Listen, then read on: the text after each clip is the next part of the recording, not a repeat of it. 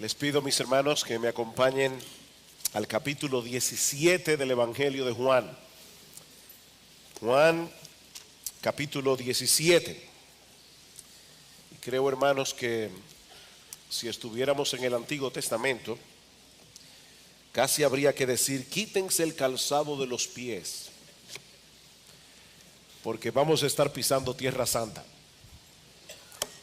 Estamos entrando, por decirlo de alguna manera, en el lugar santísimo de la palabra de Dios. Juan capítulo 17. Estas cosas habló Jesús refiriéndose al discurso del aposento alto que estuvimos estudiando desde hace ya varios meses. Y levantando los ojos al cielo dijo: Padre, la hora ha llegado. Glorifica a tu Hijo para que también tu Hijo te glorifique a ti, como le has dado potestad sobre toda carne, para que dé vida eterna a todos los que le diste. Y esta es la vida eterna, que te conozcan a ti, el único Dios verdadero, y a Jesucristo a quien has enviado. Yo te he glorificado en la tierra, he acabado la obra que me diste que hiciese. Ahora pues, Padre, glorifícame tú al lado tuyo con aquella gloria que tuve contigo antes que el mundo fuese. Mi intención original era predicar Juan 17 completo en esta mañana. Nos vamos a quedar únicamente en estos versículos que yo acabo de leer, pero vamos a leer el pasaje completo. He manifestado tu nombre a los hombres que del mundo me diste. Tuyos eran y me los diste, y han guardado tu palabra. Ahora han conocido que todas las cosas que me has dado proceden de ti, porque las palabras que me diste les he dado, y ellos las recibieron y han conocido verdaderamente que salí de ti, y han creído que tú me enviaste. Yo ruego por ellos, no ruego por el mundo, sino por los que me diste, porque tuyos son, y todo lo mío es tuyo y lo tuyo mío, y he sido glorificado en ellos. Y ya no estoy en el mundo, mas estos están en el mundo, y yo voy a ti. Padre Santo, a los que me has dado, guárdalos en tu nombre, para que sean uno, así como nosotros. Cuando estaba con ellos en el mundo, yo los guardaba en tu nombre. A los que me diste, yo los guardé. Y ninguno de ellos se perdió, excepto el hijo de perdición, para que la escritura se cumpliese. Pero ahora voy a ti, y hablo esto en el mundo, para que tengan mi gozo cumplido en sí mismos. Yo les he dado tu palabra, y el mundo los aborreció, porque no son del mundo, como tampoco yo soy del mundo. No ruego que los quites del mundo, sino que los guardes del mal. No son del mundo, como tampoco yo soy del mundo. Santifícalos en tu verdad, tu palabra es verdad. Como tú me enviaste al mundo, así yo los he enviado al mundo, y por ellos yo me santifico a mí mismo, para que también ellos sean santificados en la verdad. Mas no ruego solamente por estos, sino también por los que han de creer en mí por la palabra de ellos, para que todos sean uno, como tú, oh Padre, en mí y yo en ti, que también ellos sean uno en nosotros, para que el mundo crea que tú me enviaste. La gloria que me diste yo les he dado, para que sean uno, así como nosotros somos uno, yo en ellos, tú en mí, para que sean perfectos en unidad, para que el mundo conozca que tú me enviaste y que los has amado a ellos como también a mí me has amado. Padre, aquellos que me has dado, quiero que donde yo estoy, también ellos estén conmigo, para que vean mi gloria que me has dado, porque me has amado desde antes de la fundación del mundo. Padre justo, el mundo no te ha conocido, pero yo te he conocido, y estos han conocido que tú me enviaste, y les he dado a conocer tu nombre, y lo daré a conocer aún, para que el amor con que me has amado tú a mí esté en ellos y yo en ellos. Vamos a orar. Padre, esta es una porción de tu palabra para la que ningún ser humano está preparado para predicar plenamente. Señor, suple tú en abundancia lo que al predicador le hace falta, para que Cristo sea exaltado en esta mañana, y todos aquí puedan ver su gloria, puedan ver su belleza, puedan ver su majestad. Padre, bendícenos. Envía tu Espíritu, porque te lo pedimos en el nombre de Jesús. Amén. Una de las actividades más comunes de la vida cristiana es la oración. No todo el que ora es un verdadero creyente, pero todo verdadero creyente ora. Sin embargo, la oración es al mismo tiempo uno de los grandes misterios de la vida cristiana a la luz de la enseñanza bíblica sobre la soberanía de Dios. Dios conoce todas las cosas que ocurren en el mundo porque Él soberanamente ha decretado que ocurran. Ni siquiera un pajarito cae a tierra sin la voluntad de Dios, dice el Señor en Mateo 10, 29. Y en Efesios capítulo 1, versículo 11, Pablo dice que Dios hace todas las cosas según el designio de su voluntad. Ahora, hermanos, si esto es así, ¿qué sentido tiene que oremos? Si Dios es soberano y Él hace todas las cosas según el designio de su santa y perfecta voluntad, ¿hace la oración alguna diferencia en las cosas que ocurren? ¿O es más bien un ejercicio que produce un cambio de actitud en aquellos que oran y por eso da resultado? Por ejemplo, una persona le pide a Dios en oración que le vaya bien en su trabajo. Ese mismo ejercicio de orar lo motiva a ser más responsable y esforzado. Su jefe lo nota, le da un ascenso y le sube el sueldo. Es de ese modo, dicen algunos, que funciona la oración, como una especie de placebo espiritual. ¿Saben lo que es un placebo? Es un medicamento que no hace nada, pero psicológicamente afecta al que se lo toma. Hay personas que tienen un dolor de cabeza, le dan un placebo que no es nada y le quita el dolor de cabeza porque hay un efecto psicológico en la persona que se toma el placebo. Y algunas personas dicen, es así como funciona la oración. Es un placebo espiritual que refuerza nuestra determinación y nos motiva a actuar de cierta manera. Pero mis hermanos, eso no es lo que la Biblia enseña acerca de la oración. Cosas ocurren cuando el creyente ora, porque el Dios soberano ha determinado usar la oración para llevar a cabo sus decretos y propósitos. Por eso decía Spurgeon, y me encanta esta frase, Spurgeon decía, la oración es una rueda indispensable en la maquinaria de la providencia divina. La oración es una rueda indispensable en la maquinaria de la providencia divina. Dice en Santiago capítulo 4 versículo 2 que no tenemos lo que deseamos porque no pedimos. Y en Mateo capítulo 7 versículo 7 dice el Señor, pedid y se os dará, buscad y hallaréis, llamad y se os abrirá, porque todo el que pide recibe, el que busca halla, y al que llama se le abrirá. Así que mis hermanos, en vez de tratar de desentrañar el misterio de la oración, dedícate a orar.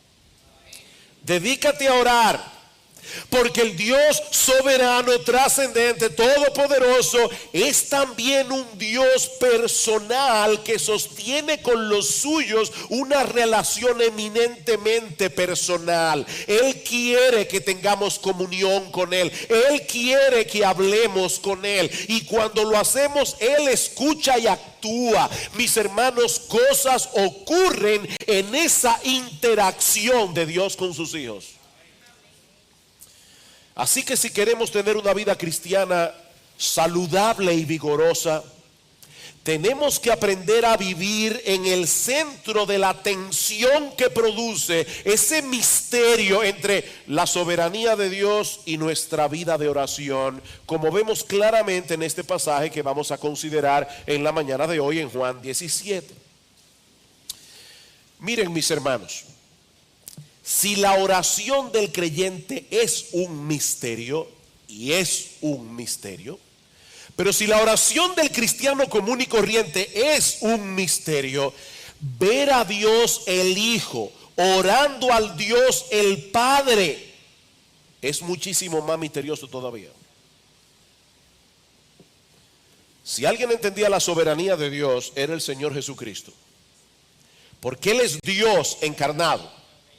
Sin embargo, una de las características más sobresalientes de su ministerio terrenal fue su dependencia de Dios en oración. Constantemente el Señor se apartaba de todo y de todos para hablar con su Padre Celestial. Y en este pasaje del Evangelio de Juan, nosotros tenemos el privilegio de escuchar esta conversación privada entre el Padre y el Hijo. Esta es la oración más extensa que se recoge de Jesús en la Biblia, y como decía al principio, fue pronunciada inmediatamente después del discurso del aposento alto que hemos estado considerando como iglesia durante meses. Por eso un predicador del siglo XVII decía que esta es la oración más grande que se haya pronunciado en la tierra, y vino a continuación del sermón más grande que se haya predicado en la tierra. De manera que al considerar el contenido de esta oración, debemos recordar quién está hablando con quién aquí y en qué circunstancia. Yo no sé cuántos de ustedes han tenido la experiencia de estar en medio de una conversación entre dos personas con mucha profundidad intelectual y académica.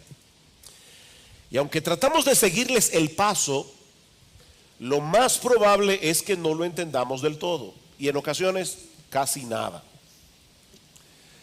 Escuchaba a un predicador muy conocido, C.J. Mahaney, que él contaba cómo en una ocasión él iba en el carro, detrás, en el asiento de atrás, con el doctor Al Mohler, que es un tremendo académico, un individuo definitivamente que Dios lo dotó con un cerebro que va más allá de lo normal.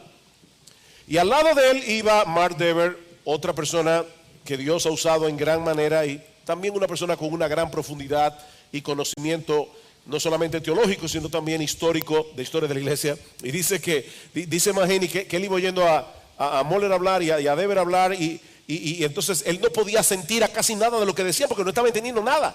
Si usted asiente en una conversación que no entiende, usted está mintiendo. Así que dice Mahaney que él estaba tratando de agarrar algo que él pudiera entender para poder decir que sí, porque no entendía lo que estaban hablando. Ahora, hermanos, si eso puede ocurrir en la conversación de dos seres humanos comunes y corrientes, cuánto más cuando se nos permite escuchar a Dios el Hijo hablando con Dios el Padre en el momento más crucial de su ministerio. Decía Juan Carlos Ryle: debemos aceptar la imposibilidad de comprender plenamente todo lo que se dice en esta oración, de plano. En los 26 versículos de este capítulo, dice Ryle, hallamos frases, palabras y expresiones que probablemente nadie ha llegado a entender en su totalidad. Bueno, entonces, pastor, entonces vámonos a casa, y ¿para qué pasarnos la hora entera y el domingo que viene, y quién sabe si el otro también, estudiando esta oración? Bueno, porque al mismo tiempo nosotros debemos notar que el Señor Jesucristo quiso que los discípulos escucharan esta oración, y que Juan la dejara por escrito en su evangelio para beneficio de su iglesia a través de los siglos. Dice en el versículo 13, en la mitad: yo hablo esto en el mundo para que tengan mi gozo cumplido en sí mismos. Él quería que nosotros conociéramos lo que había en su corazón en este momento tan crucial de su vida y de su ministerio, y por eso oró de tal manera que pudiéramos recibir el beneficio de entender su oración a pesar de sus complejidades, por lo menos hasta cierto punto. Y créeme, lo que tú puedas entender de esta oración va a ser probablemente la mayor bendición de tu vida. Ahora, con esto en mente, lo único que vamos a hacer en esta mañana es considerar la primera petición del Señor Jesucristo en los versículos 1 al 5. Como les decía, yo, ¿verdad?, en mi locura creía que iba a poder exponer los 26 versículos de este capítulo en un solo sermón. Eso tendrá que esperar la semana próxima. ¿Qué hace Jesús en los primeros 5 versículos de este capítulo? Bueno, ha llegado la hora de concluir la obra de salvación que Cristo vino a llevar a cabo en la tierra. En unas pocas horas Jesús sería arrestado y condenado a morir en la cruz del Calvario. Y es en ese contexto que Jesús le pide al Padre que le glorifique a Él, para que Dios el Padre reciba gloria a través de la glorificación del Hijo. Esa es la petición. ¿Qué está pidiéndole Cristo a su Padre en este momento? Él está pidiendo a su Padre que le glorifique a Él, a Cristo, para que el Padre reciba gloria a través de la glorificación del Hijo. Dice en el versículo 1, glorifica a tu Hijo para que también tu Hijo te glorifique a ti. Pero ahora noten lo que sigue diciendo en el versículo 2. Como le has dado potestad sobre toda carne, o sea, sobre todo ser humano, para que dé vida eterna a todos los que le diste. Padre, glorifica a tu Hijo, para que también tu Hijo te glorifique a ti. Ahora, tú me has dado a mí potestad sobre toda carne, para que yo dé vida eterna a todos los que tú me diste. Normalmente nosotros solemos pensar en que Cristo es un regalo de Dios para nosotros. Es extraño pensar que nosotros somos un regalo de Dios para Jesús.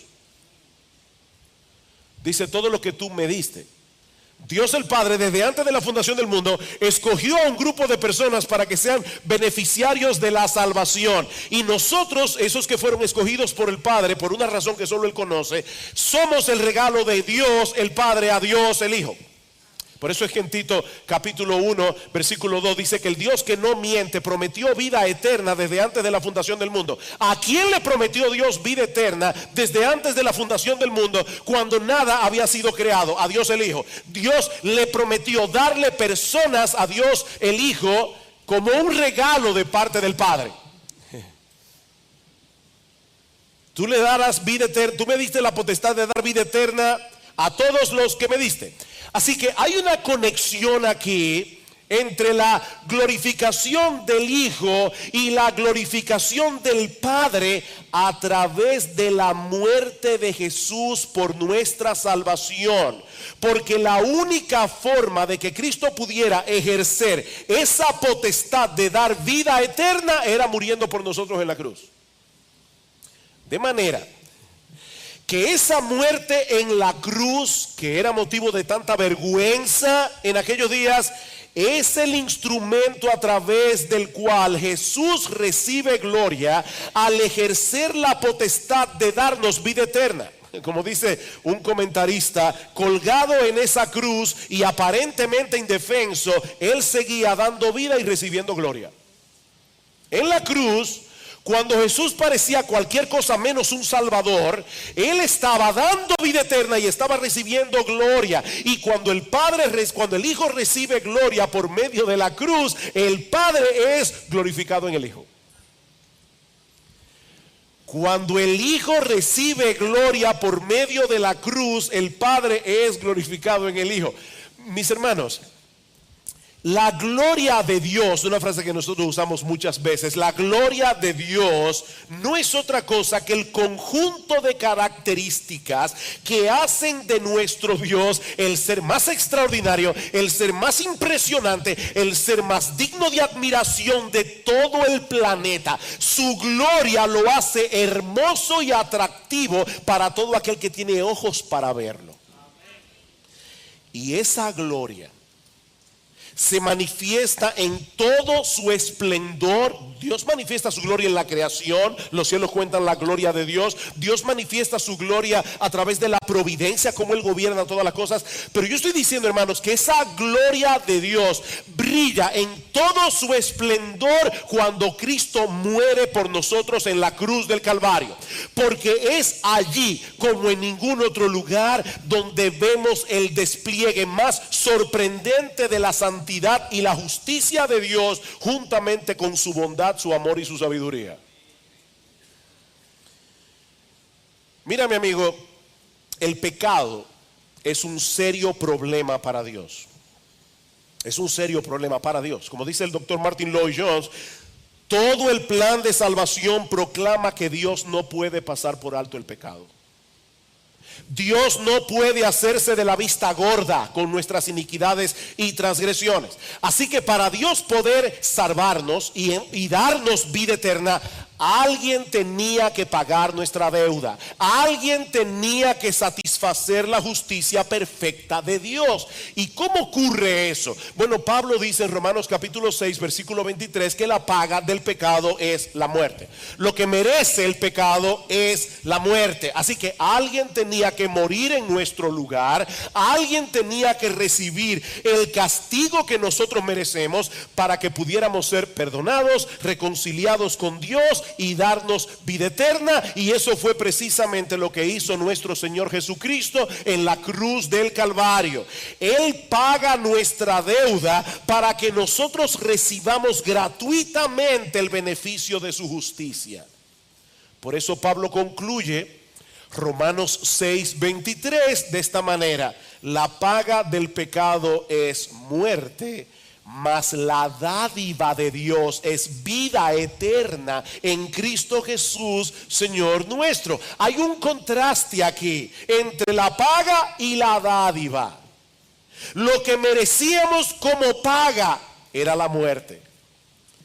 Lo que recibimos a cambio es el regalo de la vida eterna por medio de la muerte de Cristo. De ese modo, el Hijo recibe gloria y el Padre es glorificado en el Hijo, porque solo Dios pudo haber concebido semejante plan de salvación. Solo Dios pudo estar dispuesto a pagar un precio tan alto, la vida de su Hijo, para salvar a pecadores que lo aborrecían, y no simplemente para perdonar sus pecados y llevarlos al cielo, sino para concederles el enorme, inmenso, extraordinario, sobrecogedor privilegio de conocerle a Él y tener comunión con Él. Por eso es que Cristo aclara en el versículo 3: y esta es la vida eterna. Tú me diste potestad para yo dar vida eterna. Bueno, esta es la vida eterna: que te conozcan a ti, el único Dios verdadero, y a Jesucristo a quien has enviado. Esa es la vida eterna, que te conozcan a ti. La palabra conocimiento que se usa aquí habla de una relación experimental con alguien, no simplemente de recibir información. Así que lo que Jesús está diciendo es que la vida eterna consiste en poder experimentar una relación personal y constante con el Padre y con el Hijo. No se trata de una vida que no se acaba nunca, sino de poder disfrutar, oigan esto mis hermanos, de poder disfrutar el mismo tipo de relación que disfrutan entre sí las tres personas de la Trinidad. Eso es la vida eterna. Vayan conmigo a Juan 14, texto que estudiamos hace unos domingos atrás. Yo les dije, le aclaré desde el principio, esto es una conversación privada entre el Padre y el Hijo, o entre el Hijo y el Padre. Jesús no está dando aquí una clase de teología. Él está hablando con su Padre Celestial, y Él quería que tú y yo escucháramos su conversación. En Juan capítulo 14, versículo 20, el Señor le dice a sus discípulos: en aquel día, cuando Él muriera, resucitara y ascendiera a los cielos y enviara al Espíritu Santo, en aquel día vosotros conoceréis que yo estoy en mi Padre, vosotros en mí y yo en vosotros. Una relación impresionante. Nosotros estamos unidos a Cristo, pero Cristo está unido al Padre, así que a través de Cristo nosotros estamos unidos al Padre también. Versículo 23: el que me ama mi palabra guardará, y mi Padre le amará, y vendremos a él y haremos morada con él. Haremos morada. Por causa de nuestra unión con Cristo, nosotros disfrutamos experimentalmente una deleitosa y permanente comunión con el Dios Trino. Y ahora el Señor dice en Juan 17:3 que la vida eterna no es otra cosa que el disfrute de esa relación. ¿Sabes lo que eso significa, mi amigo? Que nadie está verdaderamente vivo a menos que pueda experimentar una deleitosa comunión con Dios el Padre a través de la obra redentora de Dios el Hijo. Nadie está realmente vivo. Dice en primera de Juan capítulo 5 versículo 12, el que tiene al Hijo tiene la vida. El que no tiene al Hijo, dice Juan, no tiene la vida. Porque Él es la única conexión y la única vía de acceso al Dios vivo y verdadero. Es Jesucristo. Es en ese sentido que el Señor dice en Juan capítulo 10 versículo 10: yo vine para que tengan vida y para que la tengan en abundancia. Y es en ese mismo sentido que dice en Juan 14:6, el famoso versículo de Juan 14:6: yo soy el camino, yo soy la verdad y yo soy la vida. No es que Él da vida, es que Él es la vida. Él es la vida. Estar sin Cristo es estar desconectado de Dios. Y estar desconectado de Dios es estar alejado de la fuente de todo bien aquí y ahora, y recibir sin lugar a dudas al final de nuestros días una condenación de miserias sin fin. Así que Cristo vino al mundo a recobrar esa bendita comunión que Adán y Eva tenían con Dios en el paraíso. Juan 17:4 dice el Señor orando al Padre: yo te he glorificado en la tierra, he acabado la obra que me diste que hiciese. Él está a punto de morir, dice: yo he acabado la obra. Tú me diste una obra, tú hiciste un plan de salvación. El hombre se rebeló contra Dios en su incredulidad, pero Dios tomó la determinación de no dejarlo en esa condición, aunque eso le costara la muerte de su hijo. Y lo que Jesús está pidiendo en esta oración, por eso les decía al principio que la oración es un misterio, y más la oración de Dios el Hijo con Dios el Padre. Porque Jesús le está pidiendo a Dios en oración: Señor, cumple tu propósito. Tú me enviaste con un propósito de salvación. Y yo sé, Señor, que ese propósito me llevará a la cruz. Yo sé, Señor, que ese propósito producirá que en unas pocas horas yo voy a ser arrestado, yo voy a ser escupido, yo voy a ser golpeado, vilipendiado, coronado con una corona de espinas. Yo voy a sufrir el martirio de la cruz, pero Señor, mi petición es: cumple tu voluntad. Cumple tu voluntad, aunque yo sufra por eso. Versículo 5: ahora pues, Padre, glorifícame tú al lado tuyo después de la cruz, después de la resurrección y su ascensión a los cielos. Glorifícame tú al lado tuyo con aquella gloria que tuve contigo antes de que el mundo fuese.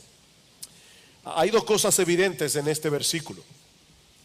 La primera es que Jesús no comenzó su existencia cuando nació de la Virgen María en la aldea de Belén, porque Él está hablando de algo que Él tenía antes de la fundación del mundo, junto con el Padre. Pero en segundo lugar, Él es el eterno Hijo de Dios, lleno de gloria, lleno de majestad. Pero lo segundo que este texto nos enseña es que algo sucedió con esa gloria de Jesús al hacerse hombre, porque Él le está pidiendo al Padre que le glorifique de nuevo con aquella gloria que tuvo junto a Él antes de que el mundo fuese. Eso no significa que Jesús dejara de ser Dios cuando se hizo hombre, pero la naturaleza humana de Jesús fue como un velo que ocultó temporalmente el brillo de su gloria. O sea, el Dios de gloria, el que hizo todas las galaxias, el Todopoderoso, se hizo hombre. Y si tú hubieras estado en Jerusalén en los días de Jesús y hubieras visto a Jesús con los discípulos, tú no hubieras distinguido quién es Él, porque Jesús se hizo hombre común y corriente. Él ocultó el brillo de su gloria con el velo de su humanidad. El himno de Wesley: gloria al verbo encarnado en humanidad velado. Gloria al verbo encarnado en humanidad velado. ¿Ustedes recuerdan lo que sucedió en el monte de la transfiguración en Mateo 17? Que dice que el Señor Jesucristo tomó a Pedro, a Juan y a Santiago y se fue a un monte alto y se transfiguró delante de ellos, y dice que resplandeció su rostro como el sol y sus vestidos se hicieron blancos como la luz. ¿Saben qué fue lo que ocurrió en ese momento?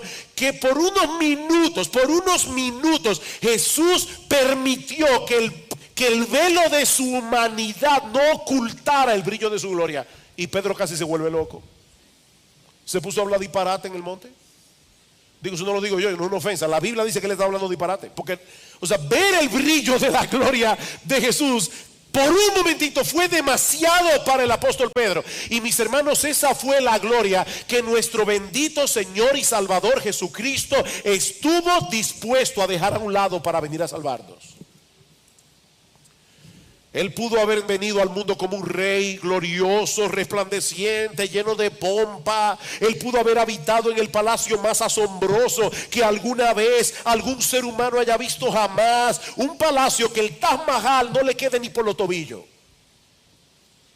Pero por amor a ti y a mí, Él decidió nacer como hombre, y eso es mucho, en un pesebre maloliente, en el seno de una familia pobre, y por si todo eso fuera poco, dejarse tratar como un criminal y ser llevado a morir en una cruz para pagar por tus pecados y los míos.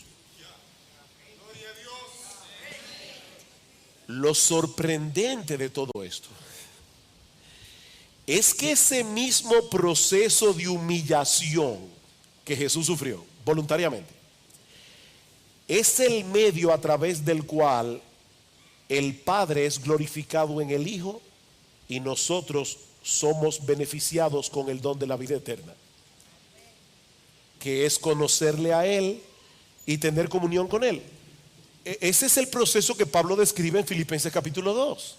Que Jesús, siendo en forma de Dios, no estimó el ser igual a Dios como cosa que aferrarse, sino que se despojó a sí mismo, tomando forma de siervo, hecho semejante a los hombres, y estando en la condición de hombre, se humilló todavía más, haciéndose obediente hasta la muerte y muerte de cruz.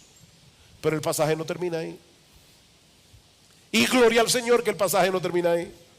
Pablo sigue diciendo que fue precisamente por causa de esa dolorosa obediencia que Dios también lo exaltó hasta lo sumo y le dio un nombre que es sobre todo nombre, para que en el nombre de Jesús se doble toda rodilla de los que están en los cielos y en la tierra y debajo de la tierra, y toda lengua confiese que Jesucristo es el Señor, para la gloria de Dios el Padre. ¿Saben qué es lo que Pablo está describiendo en Filipenses capítulo 2? La respuesta del Padre a la oración de Jesús en Juan 17. Glorifícame tú al lado tuyo con aquella gloria que tuve contigo. Dios lo exaltó hasta lo sumo. Jesús recibe gloria por causa de su humillación. El Padre es glorificado en la humillación y la gloria del Hijo, y nosotros recibimos de pura gracia el perdón de todos nuestros pecados y el don de la vida eterna. Ahora bien, a la luz de todo lo que hemos visto hasta aquí, ahora yo les pregunto, ¿cuál era la mayor preocupación del Señor Jesucristo en esa primera petición de Juan 17? ¿Era su propia gloria? ¿Era la gloria del Padre? ¿O era nuestra salvación? ¿Cuál es la preocupación de Jesús? Porque algunos comentaristas le llaman a estos primeros 5 versículos, Jesús ora por sí mismo.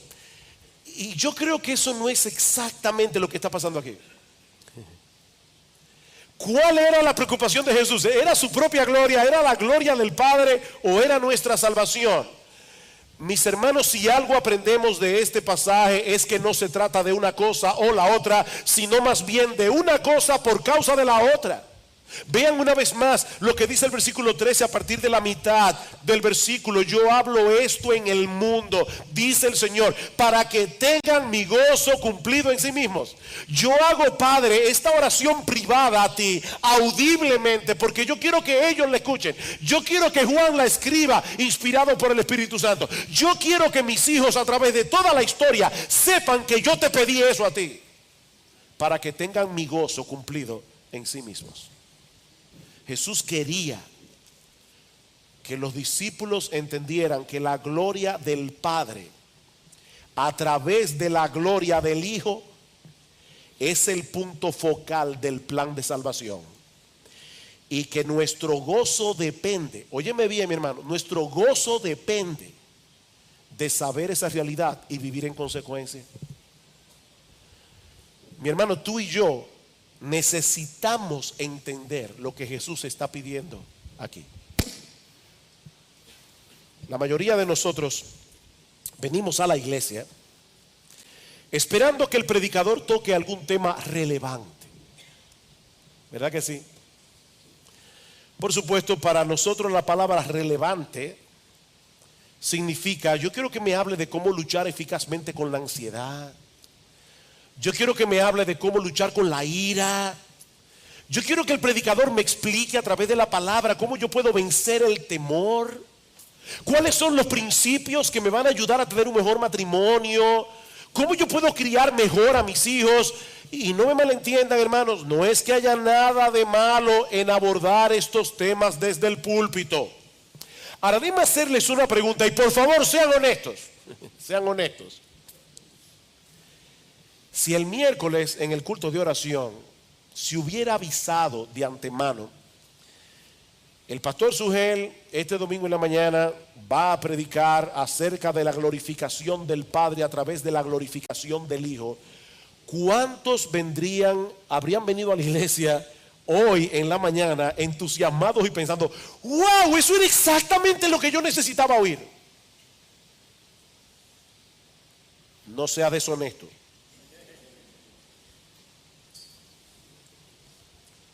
¿Saben qué, mis hermanos? Pocos temas pueden ser más relevantes que este para nuestra vida aquí y ahora. ¿Saben por qué hay tantas personas en el mundo sufriendo crisis de ansiedad y de temor, incluyendo a muchos que profesan ser cristianos? Porque esta es una generación subjetiva, sumamente individualista y altamente egocéntrica. Esa es la maldición de esta generación. Y cuando una persona está demasiado centrada en sí misma, pendiente de sus propios sentimientos y emociones, el temor y la ansiedad serán un resultado inevitable.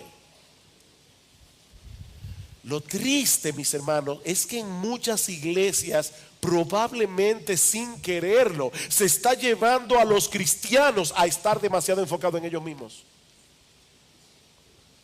Honestamente me dio pena, como pastor se lo digo, me dio pena que muchos de ustedes se perdieran la conferencia de la adoración. Nosotros necesitamos aprender a adorar a Dios, porque la tendencia de nuestro corazón es adorarnos a nosotros mismos. Y las iglesias, vuelvo y repito, sin quererlo, muchas veces están motivando a los cristianos a vivir centrados en ellos mismos. Desde los temas que se predican hasta los himnos que se cantan, casi todo gira en torno al hombre y su experiencia, en vez de girar en torno a Dios y su gloria. Decía Martin Lloyd-Jones, y eso hace unas décadas atrás, ya Lloyd-Jones murió en el 81, estamos en el 2014, 2015. Decía Martin Lloyd-Jones que la mayor carencia en nuestra adoración y en la práctica de la fe cristiana es la falta de un sentimiento de asombro, un sentimiento de adoración y de alabanza. Estamos demasiado absortos en nuestro estado de ánimo, dice Lloyd-Jones, y por los beneficios que el evangelio puede reportarnos a corto plazo, en vez de preocuparnos más por entender mejor la esencia de ese evangelio y al Dios con el cual hemos sido reconciliados a través de la obra de Cristo. En palabras más sencillas, lo que estoy diciendo, mis hermanos, es que el cómo me hace sentir esto ha venido a ser mucho más importante a quién es ese Dios al cual yo adoro y en el cual confío. ¿Y saben lo que eso produce a la larga? Más egocentrismo, más subjetividad y más personas con problemas emocionales. Miren, mis hermanos y amigos que están aquí en esta mañana, nuestro ego es un eje demasiado débil para hacer girar toda nuestra vida en torno a él. ¿Oíste eso? nuestro ego, nuestro yo, es un eje demasiado débil para que nuestra vida entera gire en torno a él. ¿Cuál es la solución? Escuchen una vez más lo que dice el doctor Martin Lloyd-Jones. En última instancia, la verdadera cura, y él era médico, de paso, doctor en medicina, y pastor, y teólogo. Dice el doctor Martin Lloyd-Jones, en última instancia, la verdadera cura para la mayor parte de nuestros males subjetivos es sentirnos tan extasiados ante la hermosura y la gloria de Cristo, que no nos quede tiempo para pensar en lo más mínimo en nosotros mismos. Esa es la cura. Piensen por un momento en la visión que tuvo Isaías en el capítulo 6. Yo sé que Bill Brandestein habló de ese pasaje el domingo pasado. Dice que en el año que murió el rey Usías, Isaías vio al Señor, una visión, sentado sobre un trono alto y sublime.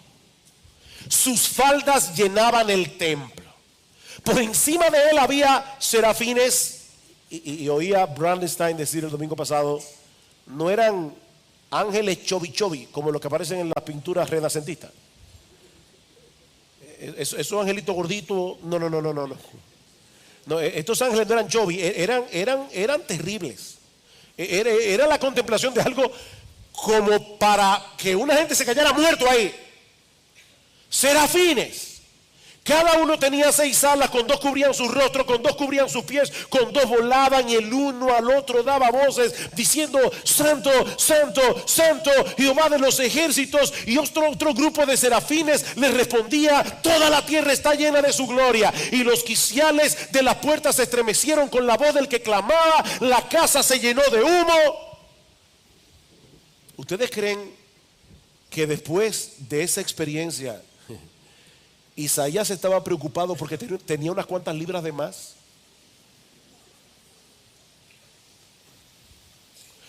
¿O porque llegó al templo el sábado y un hermano le pasó por al lado y no lo saludó? Mis hermanos, cuando un hombre adquiere la perspectiva de Dios que tuvo Isaías, las cosas triviales desaparecen.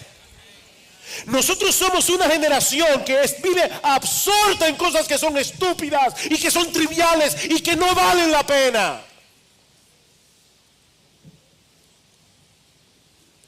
Por eso es tan importante colocar esta oración en su contexto. Al final del discurso del aposento alto, ¿ustedes recuerdan cuál era el problema de los discípulos esa noche? Ellos estaban confundidos, ellos estaban turbados, porque Jesús se iba. Y el Señor les hace ver en el discurso que su partida era necesaria para el beneficio de ellos. Pero ahora, a través de su conversación privada con el Padre, los está ayudando a entender que hay un propósito más alto en todo lo que Él vino a hacer a este mundo, y era la gloria del Padre a través de la gloria del Hijo. Es de eso que se trata todo esto.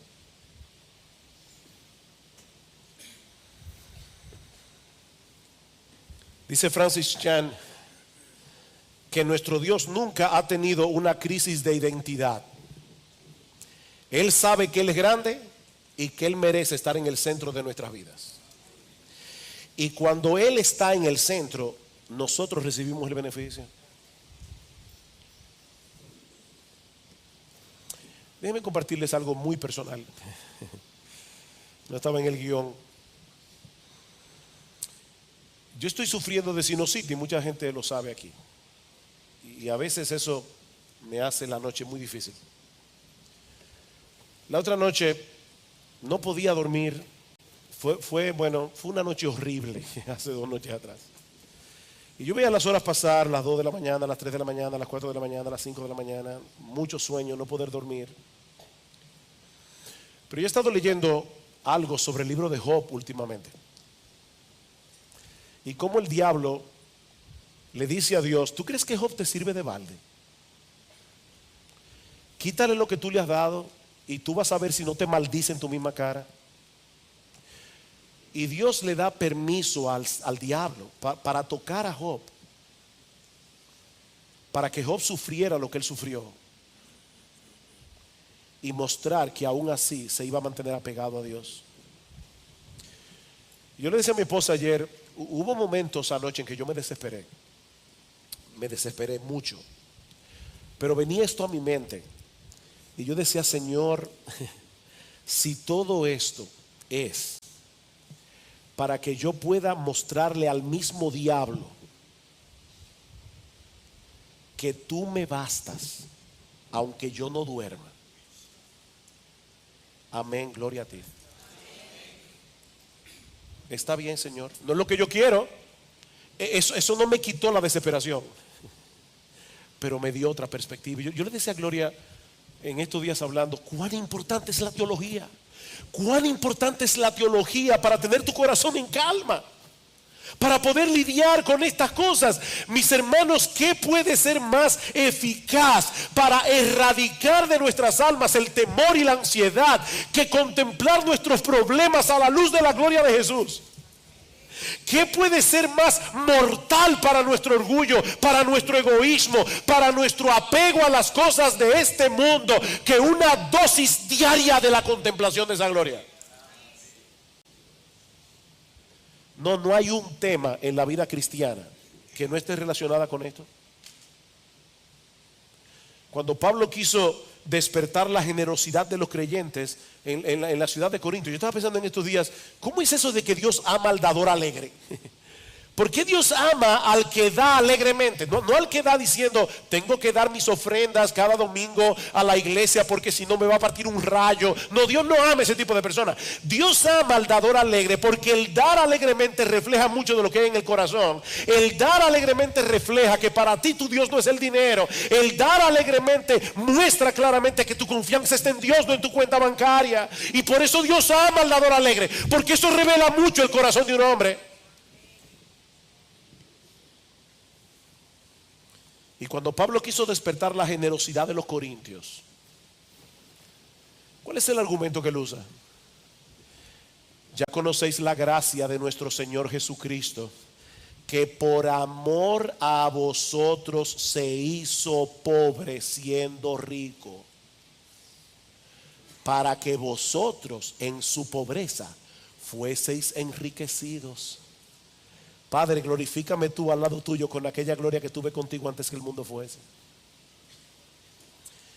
Para lidiar con el problema del orgullo en la iglesia de Filipos y las divisiones que el orgullo produce en la iglesia, ¿cuál es el ejemplo que Pablo pone delante de nosotros? Allá pues en vosotros este sentir que hubo también en Cristo Jesús, el cual siendo en forma de Dios no estimó el ser igual a Dios como cosa que aferrarse, sino que se humilló a sí mismo, haciéndose obediente hasta la muerte y muerte de cruz. Queridos hermanos, nuestra mayor necesidad como creyentes es poseer una perspectiva cada vez más clara y más profunda de la gloria, la hermosura y la majestad de nuestro gran Dios y Salvador Jesucristo. Eso es lo que más tú y yo necesitamos.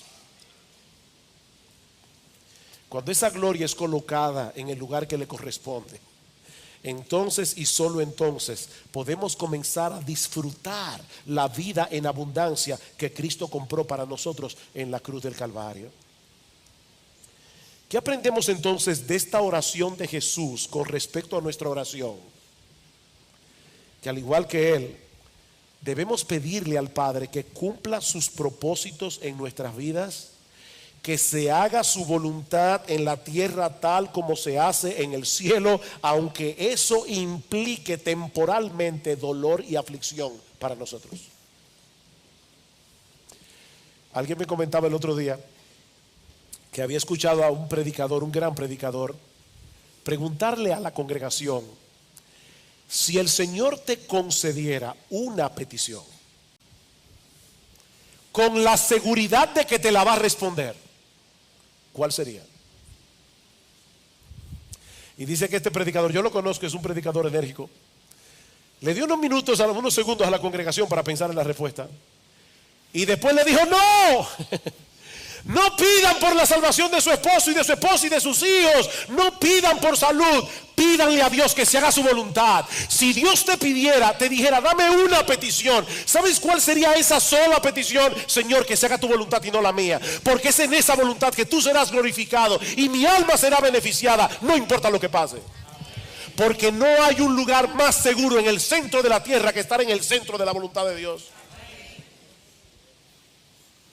Y no es que no pidamos cosas particulares. Yo estoy hablando, si te dijeran, dame una petición. Señor, que se haga tu voluntad. Señor, que se haga tu voluntad y no la mía. Oh Dios, líbrame de que se haga mi voluntad. Dios recibirá gloria cuando se haga su voluntad. Y créeme, nosotros seremos grandemente bendecidos. Pero no quisiera concluir sin traer unas palabras de aplicación a cualquier persona que pueda estar visitándonos en esta mañana y que no haya recibido aún el perdón de sus pecados y el don de la vida eterna por medio de la fe y del arrepentimiento. Mi amigo, no olvides, estar desconectado de Cristo es estar desconectado de Dios. Y estar desconectado de Dios es estar alejado de la fuente de todo bien. Sin Él no hay vida. Es estar alejado de la fuente de todo bien, aquí ahora, y recibir al final de tus días una condenación de miserias sin fin. Pero Cristo vino al mundo a restaurar nuestra comunión con Dios por medio de su muerte en la cruz del Calvario, para que todo aquel que en él cree no se pierda, mas tenga vida eterna. Esa es la dádiva de Dios. Ese es el regalo que Dios ofrece en el evangelio de pura gracia y que se obtiene únicamente por medio de la fe. Mi amigo, no continúes viviendo de espaldas a Dios, haciendo tu voluntad, procurando tu propia gloria, cuando el Señor te ofrece hoy por medio de Cristo el perdón de todos tus pecados y el don de la vida eterna, gratuitamente por gracia, por medio de la fe. Oh, que el Señor bendiga su palabra en esta mañana, trayendo a muchos con cuerdas de amor a la cruz del Calvario, para la gloria del Padre en la glorificación del Hijo. Vamos a orar. Padre, nosotros queremos darte gracias. Oh Señor, cuán sorprendente es oír esta conversación entre tu Hijo y tú. Gracias, Padre, por hacernos partícipes de esa conversación privada. Gracias porque tu Espíritu Santo quiso que nosotros supiéramos lo que Jesús pidió esa noche antes de su crucifixión. Ayúdanos, Señor, a vivir para tu gloria. Ayúdanos, Señor, a colocar la gloria de tu Hijo en el centro de nuestras vidas. Ayúdanos a cultivar esa preciosa relación que Cristo compró para nosotros contigo con el precio de su sangre. Alabado sea tu nombre, Señor. Qué gran Dios eres tú. Aplica tu palabra, Señor, en esta mañana, porque te lo pedimos en el nombre de Jesús. Amén.